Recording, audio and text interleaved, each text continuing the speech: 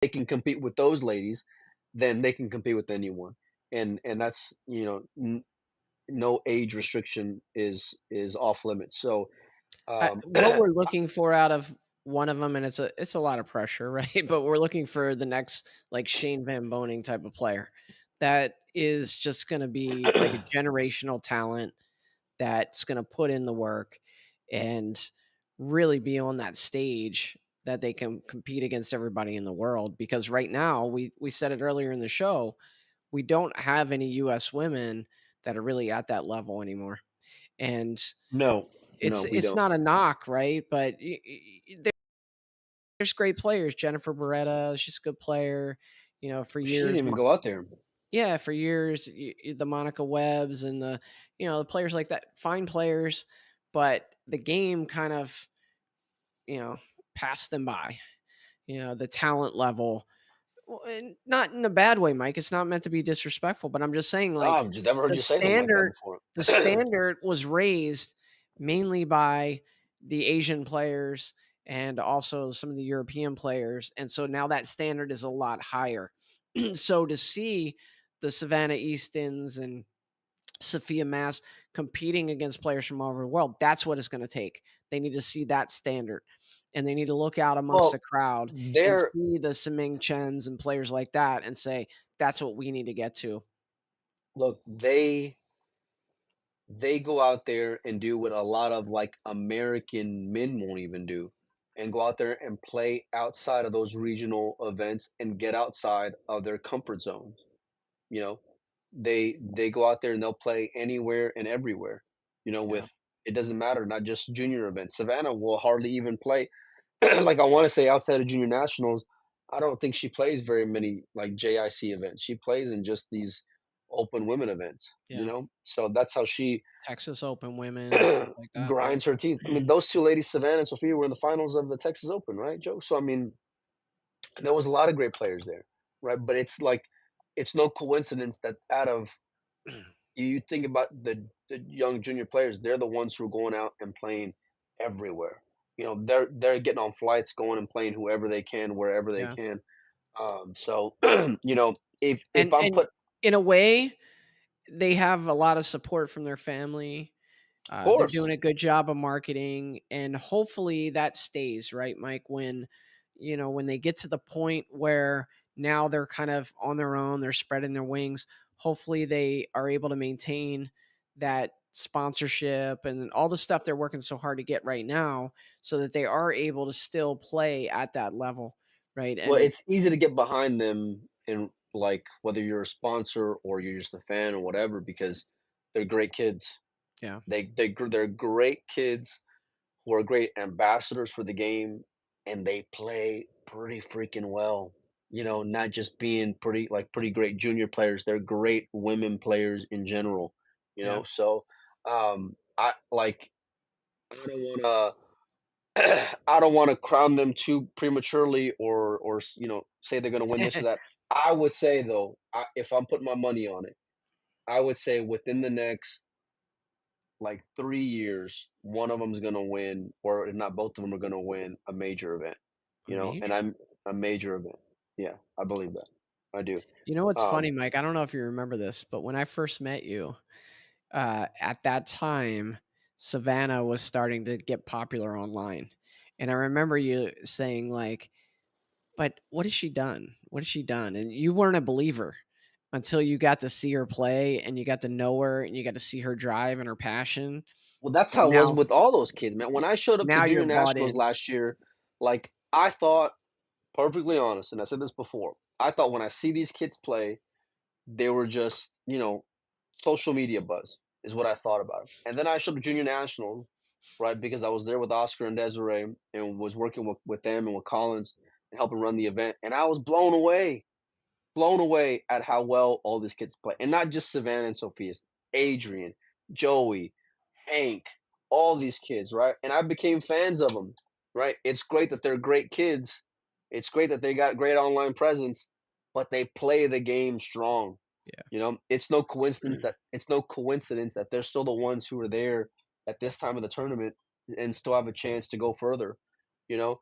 And especially having like been around this year for junior nationals and got to see like their evolution and progress just from one year to the next, you know, um, that that was something that was something that blows me away just in a short time. You know, I was out there last year at Michigan watching Savannah play Jasmine Ocean, right, in a real gritty match.